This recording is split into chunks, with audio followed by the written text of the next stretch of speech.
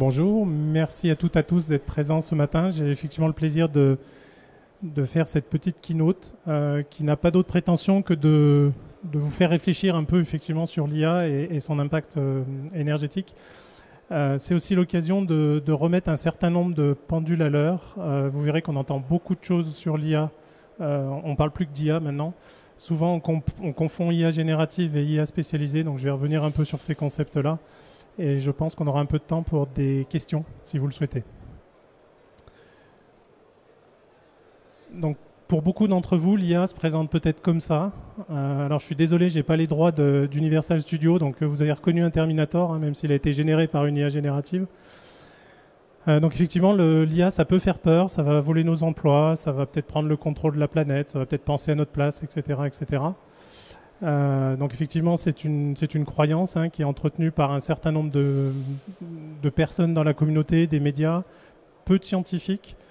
L'idée, c'est pas de dire qu'il faut être naïf par rapport à cette technologie, mais que ça reste une technologie, et je vais m'employer à vous montrer ça.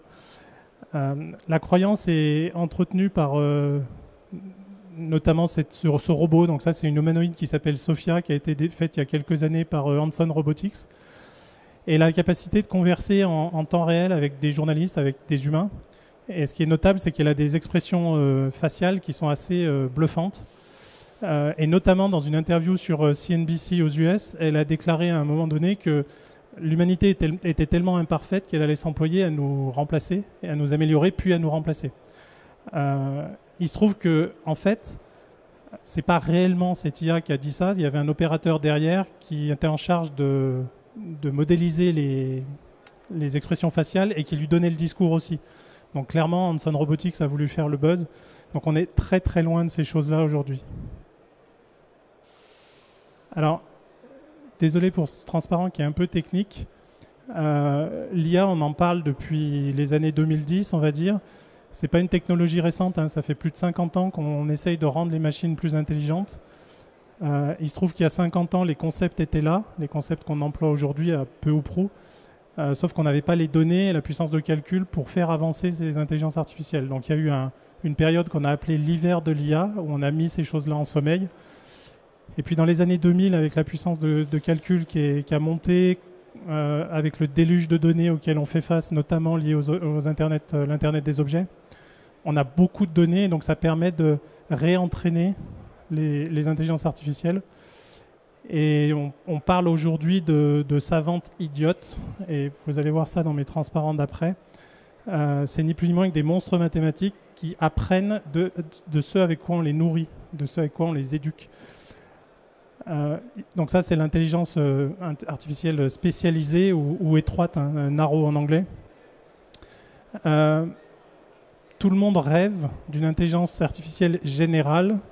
Donc l'intelligence artificielle générale, elle se définit comme la capacité d'une machine à réfléchir aussi bien qu'un humain.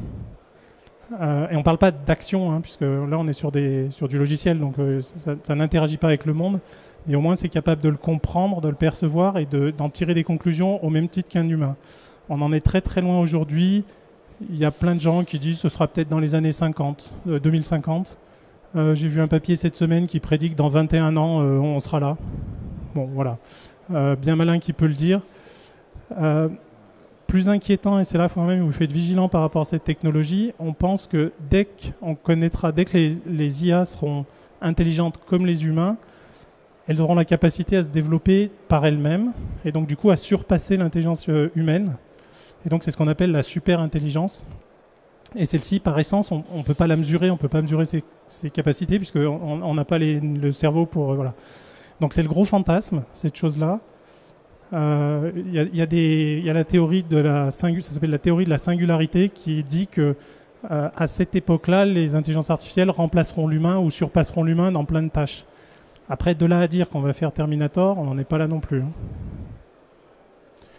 Et selon les prévisions, il y a des gens qui disent que dès qu'on sera à l'intelligence générale, la super-intelligence va arriver très très très rapidement, puisque les IA s'entretiendront d'elles-mêmes. Donc c'est une dizaine d'années. Alors, on est loin d'en être là aujourd'hui. Donc, ce que j'essaye de représenter là, dans l'IA, vous savez peut-être, ou vous allez savoir juste après ma présentation, il y a deux phases. Il y a une phase où on apprend à un moteur d'intelligence artificielle à raisonner. Alors je mets des termes autour de raisonner, parce qu'en fait, c'est bêtement une grosse matrice. Alors on appelle ça un réseau de neurones, hein, c'est ce qui est au milieu. Donc vous voyez sur la partie gauche, on a un certain nombre de données en entrée, qui sont des observations, le temps qu'il fait, la couleur du ciel, les nuages ou je ne sais. Il y a toute une matrice, et c'est réellement une matrice mathématique avec des coefficients. Vous allez voir comment on calcule ces coefficients, et puis ça donne une sortie qui est effectivement le résultat du moteur d'intelligence artificielle. Pour calculer ces coefficients, on se base sur un ensemble de données. Donc une donnée, ça peut être une température, une image, un son, un texte, etc. Et la phase d'apprentissage, tout simplement, on fait tourner ce modèle, il rend une prédiction qu'on évalue à la suite, et on va faire cet apprentissage jusqu'à ce qu'on juge que la prédiction correspond à ce à quoi on s'attend. D'accord ? Et donc, une fois qu'on a fini d'entraîner ce modèle et qu'on juge que la prédiction est correcte à ce qu'on attend, on a notre modèle d'IA. Ça veut dire que ces données-là, ce avec quoi on nourrit le réseau de neurones, on sait ce qu'on veut en attendre. D'accord ? Ces données-là, ça veut dire aussi qu'on les a caractérisées, qu'on les a labellisées pour savoir ce qu'on attend. Et donc, ça peut prendre... Alors là, j'ai fait que 3 itérations, parce qu'on n'a pas la matinée, mais ça peut être des dizaines et des dizaines, voire des milliers d'itérations. C'est exactement la même chose avec ChatGPT. Donc ChatGPT qui génère du texte. Il ne fait que de la statistique. Ce qu'on lui donne en entrée, c'est tout un tas de textes. Et ce qui ressort en sortie, c'est la probabilité, compte tenu des mots que vous avez mis au début, pour le mot suivant. Donc il n'invente rien, il ne pense pas. Il y a de bonnes chances que si vous réécrivez le début de Harry Potter, il y a une possibilité qu'il réécrive tout le bouquin par lui-même, parce que c'est ce qu'il aura appris. Donc voilà. Après, on introduit également un peu d'aléa là-dedans pour justement pas toujours réécrire ce qu'on a appris. Mais il n'y a pas d'invention là-dedans. Une fois qu'on a notre modèle d'IA, la partie inférence, donc c'est l'usage de ce modèle, c'est relativement simple. Là, on part de données réelles, donc pas des données d'apprentissage. On va effectivement donner une vraie image ou un autre texte ou un prompt dans le cas de l'IA générative. On va nourrir notre modèle avec ces données et il va tout simplement nous sortir une prédiction. C'est pas le sujet aujourd'hui, mais si nos données réelles sont très différentes des données d'apprentissage, la prédiction, il y a une bonne chance qu'elle soit fausse aussi. Donc c'est ce qu'on appelle l'hallucination de l'IA. C'est un des vrais problèmes d'IA parce qu'aujourd'hui, on ne peut pas avoir confiance dans un modèle parce qu'on ne sait pas si réellement il a raison en fait. Donc voilà. Après, on dit souvent l'erreur est humaine, on tolère des erreurs humaines, on ne tolère pas des erreurs de machines. Donc bon, c'est un autre débat et on pourrait en discuter également. Donc voilà, retenez, il y a 2 phases, apprentissage, inférence. Je voudrais à présent comparer un peu, prendre quelques ordres de grandeur et comparer ces 2 phases avec l'IA spécialisée, donc l'IA facile, qui va prédire la météo de demain ou qui va dire la température est en train d'augmenter, il faut réguler mon chauffage, voilà. Et puis l'IA générative qui, elle, cherche à produire quelque chose, que ce soit un texte, un son ou une image. L'apprentissage dans l'IA spécialisée, c'est quelques kilowatts, ou dizaines ou centaines de kilowatts. Un gros radiateur, on va dire. Donc c'est pas... Enfin, ça consomme, mais pas bien plus qu'un gros PC. Donc voilà. ChatGPT, aujourd'hui, je vais reprendre mes notes parce que j'ai quelques éléments. Donc on estime, parce qu'on a très très peu de chiffres sur ces choses-là, mais on estime que ChatGPT... ils utilisent à peu près 3617, ne me demandez pas, j'ai trouvé ça dans un papier, je ne sais pas comment ils sont arrivés à 3617 serveurs à base de NVIDIA, chaque serveur consommant à peu près 10 kW. Et donc ça veut dire qu'on est entre 22 à 37 mégawatts pour un apprentissage, donc un cycle. Ça correspond donc ça correspond à la consommation annuelle de 274 foyers français, donc ça commence déjà à être significatif. D'autant plus qu'il faut en permanence faire des réapprentissages. Et en l'état de la science aujourd'hui, on ne sait pas faire des réapprentissages partiels, on refait, alors ça commence à venir, mais on refait des réapprentissages globaux. Donc ça veut dire qu'on consomme quand même énormément sur ces choses-là. Vous voyez déjà que là, il y a à peu près un facteur 10 000 entre l'IA spécialisée et l'IA générative. Et encore une fois, je me permets d'insister sur la différence entre les deux, parce que dans la croyance aujourd'hui, dès qu'on parle d'IA, on pense tout de suite ChatGPT et IA générative, alors qu'il y a d'autres moteurs d'IA qui sont beaucoup moins consommateurs. Si on parle la phase d'inférence, donc la phase d'utilisation, sur l'IA spécialisée, c'est réellement négligeable. Il y a plein de moteurs d'intelligence artificielle qui sont embarqués sur des microcontrôleurs de type EST ou autre. On est sur quelques milliwatts. Donc, encore une fois, hein, c'est juste, on prend des données, on fait tourner le modèle et on a une prédiction. Ça peut être du comptage de personnes dans un espace, ça peut être des choses comme ça. Donc, très simple, très frugal d'un point de vue énergie.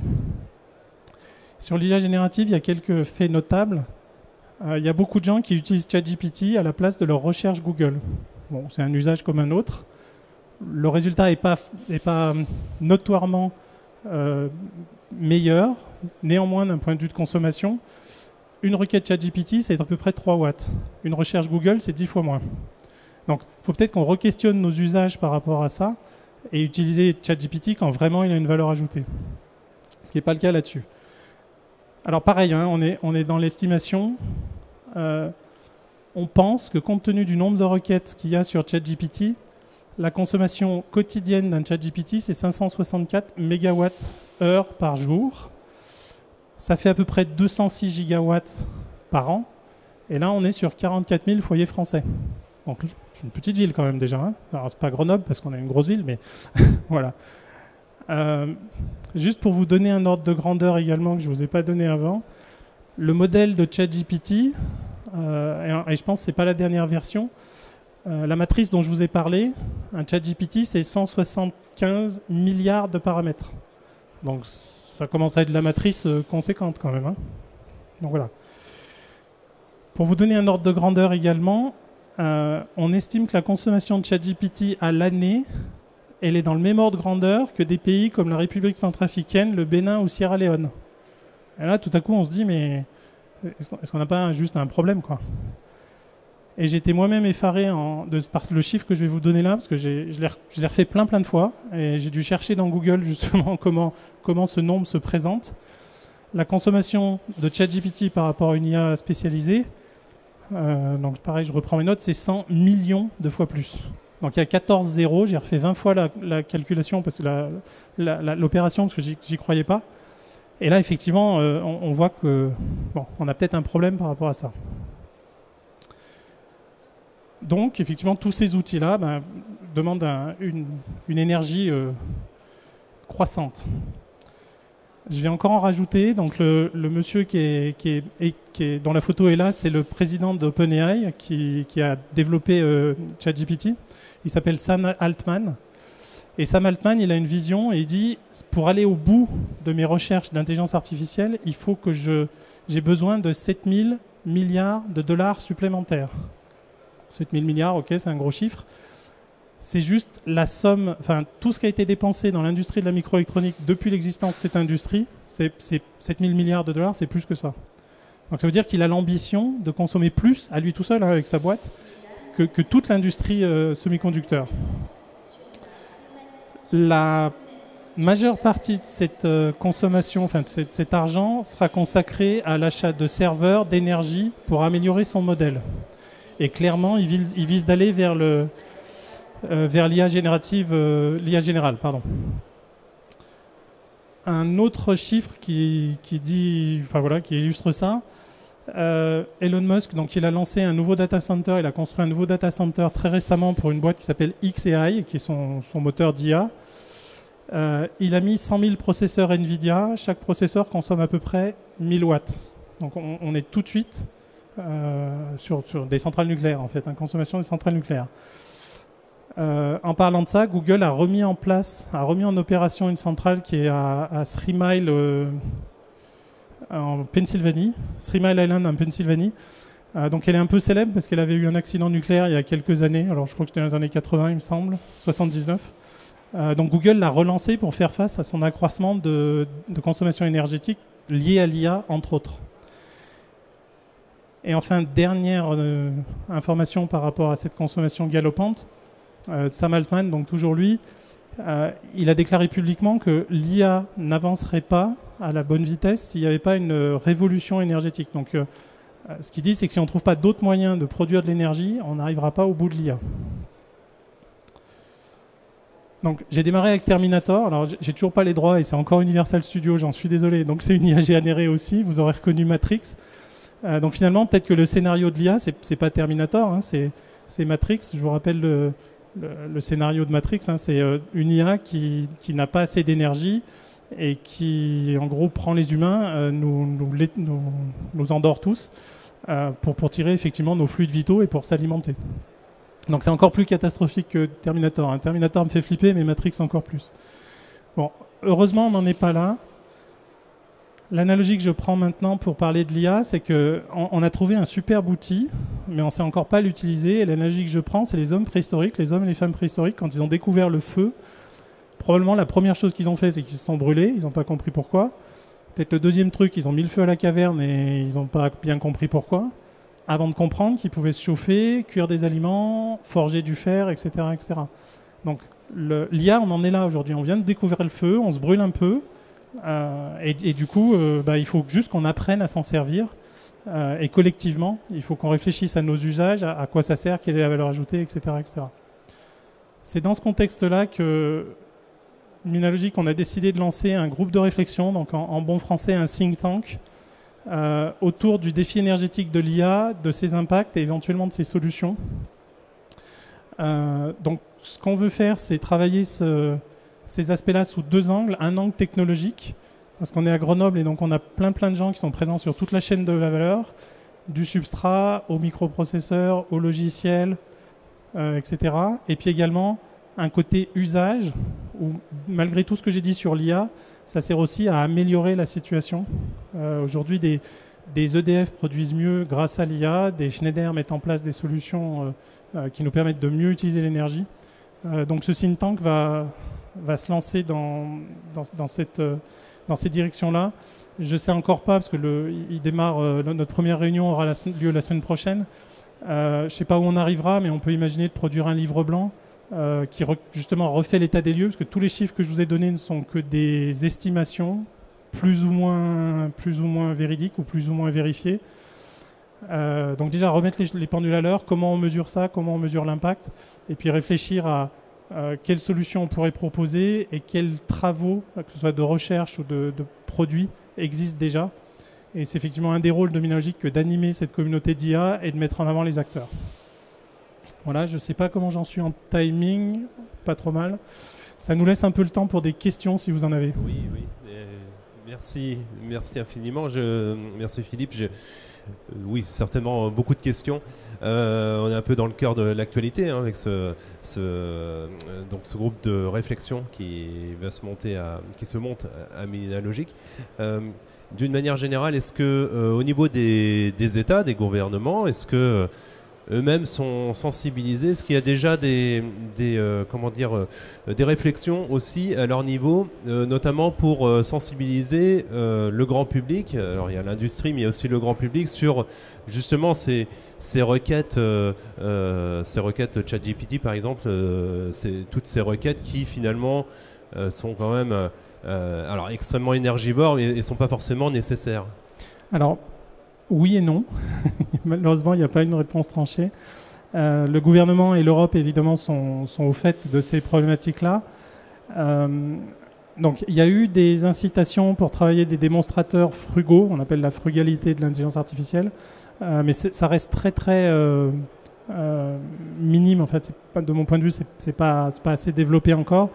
La vraie problématique auquel nos gouvernants font face, que ce soit européens ou français, la bataille de l'IA, elle ne se passe malheureusement pas en France. Hein. La plupart des acteurs sont au mieux américains et au pire asiatiques. J'ai rien contre les asiatiques, hein, mais donc aujourd'hui l'Europe s'attache plus à encadrer l'usage de l'IA pour que ça ne se fasse pas au détriment de la population. Donc vous avez peut-être entendu parler de l'AI Act qui régule un peu qui rend certains usages interdits. Les Américains sont sensibilisés à ça aussi. Par contre, ils sont très orientés vers le business, donc dès qu'il y a un peu d'argent, ils sont moins regardants. Peut-être avec et ce les nouveau Chinois, président, évidemment, qui lui... ouais, je ne prononcerai pas dessus, mais ça risque de... Voilà. L'environnement n'est pas forcément sa et priorité. Trump n'est pas concerné par ça. Non. Et effectivement, en Asie, c'est hors de contrôle. Et effectivement, l'impact planétaire n'est pas forcément dans leur priorité. Nous avons quelques minutes pour quelques questions. Non. Oui. Je me demandais comme ça, plus à titre personnel, mais pour justement tout ce qui est modèle spécialisé et entraînement des modèles spécialisés, si on veut avoir une installation relativement pas chère, un peu homemade, est-ce que c'est possible en fait en achetant une carte graphique du commerce ou quoi de faire ça?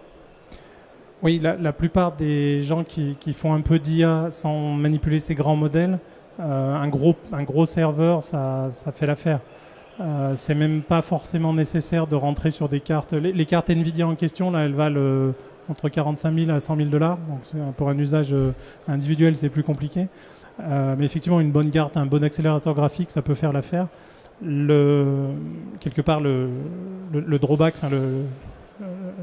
ce sera vous allez passer plus de temps dans vos phases d'apprentissage. C'est tout. Donc voilà. Après, sur des gros modèles, un seul serveur, effectivement, vous allez passer une vie entière pour faire l'apprentissage d'un ChatGPT, et donc ces choses-là, voilà. Merci. D'autres questions?